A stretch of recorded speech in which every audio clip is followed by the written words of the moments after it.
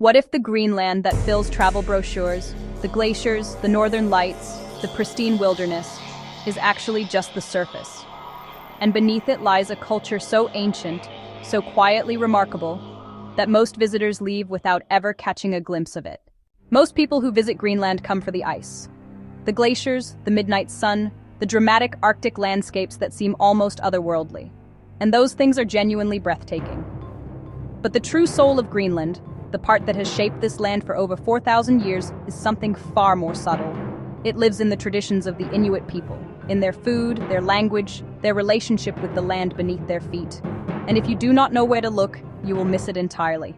Today, we are going to find it. Now let's start with something that surprises almost every first-time visitor. Greenland is not Scandinavia in the traditional sense. Yes, it is a self-governing territory within the Kingdom of Denmark. But culturally, linguistically, spiritually, it is a world apart. The Inuit people have lived here for more than 4 millennia, long before any European explorer set foot on the ice. Their culture did not simply adapt to one of the harshest environments on Earth. It was built for it, shaped by it, woven into every aspect of daily life in ways that continue today. So when a tourist arrives, photographs a glacier, and flies home, they have seen the backdrop. What they have missed is the story. But what does that story actually look like? Let's find out. Let's talk about Inuit traditions, because this is where the heart of Greenlandic culture truly beats. The Inuit of Greenland, known locally as the Kalaallit, carry one of the world's oldest continuous cultural traditions. Drum dancing, or kilat, is one of the most powerful expressions of this. Originally used in spiritual ceremonies, to resolve community disputes, and to celebrate the hunt, drum dancing is not a museum piece. It is still performed today at celebrations, at cultural festivals, at moments when a community comes together to remember who they are. And that remembrance matters deeply, because Greenlandic culture has faced and continues to face the pressures of modernization. How do you preserve ancient traditions in a world of smartphones and streaming? The answer, more often than not, is both. Honor the old, embrace the new, but never let the old disappear entirely. Before we continue, if you are finding this journey through Greenlandic culture as fascinating as I do, why not give this video a thumbs up and subscribe to Know the Nordics? It means the world, and it helps more curious minds discover the stories that mainstream travel never tells. Now let's talk about food. Few aspects of Greenlandic culture are more misunderstood by outsiders than its traditional food. Seal, whale, Arctic char, musk ox. To someone raised in a European supermarket, these might sound extreme. But to the Inuit people, these are not merely meals, they are a philosophy. For thousands of years, the Greenlandic diet was shaped entirely by what the Arctic could provide. And the Arctic, it turns out, provides remarkably well. Matak, raw whale skin with a layer of blubber, is considered a delicacy, rich in vitamin C in a land where fresh vegetables are scarce. Kiviak, fermented seabird aged inside a seal skin for months, is served at celebrations. These are not relics of desperation. They are expressions of an intimate, reciprocal relationship with the natural world.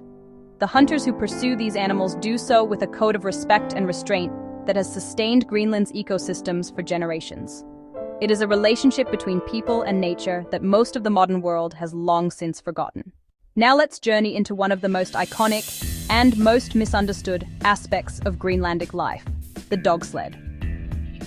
In northern and eastern Greenland, sled dogs are not pets. They are working animals, partners in survival, bred over centuries to pull sleds across sea ice with a strength and endurance that no modern snowmobile can fully replicate. The Greenland dog is one of the oldest and purest breeds in the world, and the bond between a musher and their team is something quietly remarkable, built on trust, communication, and a mutual dependence that has allowed entire communities to survive in conditions that would stop most of us in our tracks. There is even a legal dimension to this.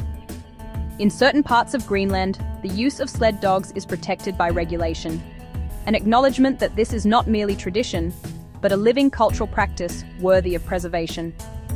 In a world increasingly dominated by engines and technology, the dog sled stands as a powerful reminder that some human partnerships with the natural world and with the animals within it are simply irreplaceable. Perhaps no aspect of Greenlandic culture challenges Western assumptions quite as directly as its approach to land. In Greenland, land cannot be privately owned. The concept simply does not exist in the same way it does in Denmark or the United States or most of the industrialized world. Land belongs to the community, to the collective, and the right to use it is shaped by tradition, by need, and by mutual agreement rather than by title deeds and legal contracts. This has profound implications. It means that a hunter's right to traverse the ice, to access the grounds his ancestors used, is woven into the social fabric in a way that no property developer can simply purchase away. And it raises fascinating questions for the rest of us. What do we lose when land becomes a commodity? What do we gain when it remains a commons? The Inuit of Greenland have been quietly answering that question for 4,000 years. And then there is the question of language, because Greenland is a society of remarkable linguistic complexity. Greenlandic, known as Kalaallisut, is the official language, a polysynthetic language unlike almost anything spoken in Europe, capable of expressing in a single word what English might need an entire sentence to convey. Danish is also widely spoken, a legacy of centuries of colonial history, and increasingly, English is finding its place, particularly among younger Greenlanders who navigate an interconnected world while remaining rooted in their own identity. But perhaps the most striking thing about Greenland's linguistic landscape is the quiet act of cultural reclamation taking place within it. In recent decades, there has been a conscious, community-driven effort to revitalize Kalaallisut, to ensure that this extraordinary language and the worldview it carries within it is not lost. Schools teach in Greenlandic. Signs are in Greenlandic. The language is not just surviving, it is being chosen, deliberately, by a new generation who understand that language and identity are inseparable. That, perhaps, is the deepest truth about Greenlandic culture. It is not a museum exhibit. It is not a tourist attraction.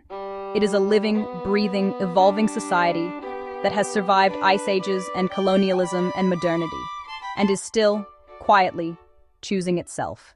Greenland is one of the most extraordinary places on Earth, not because of its size or its ice or its remoteness, but because of the people who call it home and the culture they have carried with them across 4,000 years of Arctic life. The hidden Greenland, the real Greenland, is there for anyone willing to look past the brochure. Thanks for joining me on this journey. Stay curious and keep exploring the Nordics. And if this video opened your eyes to a culture you had never considered before, don't forget to like and subscribe for more intriguing explorations right here on Know the Nordics.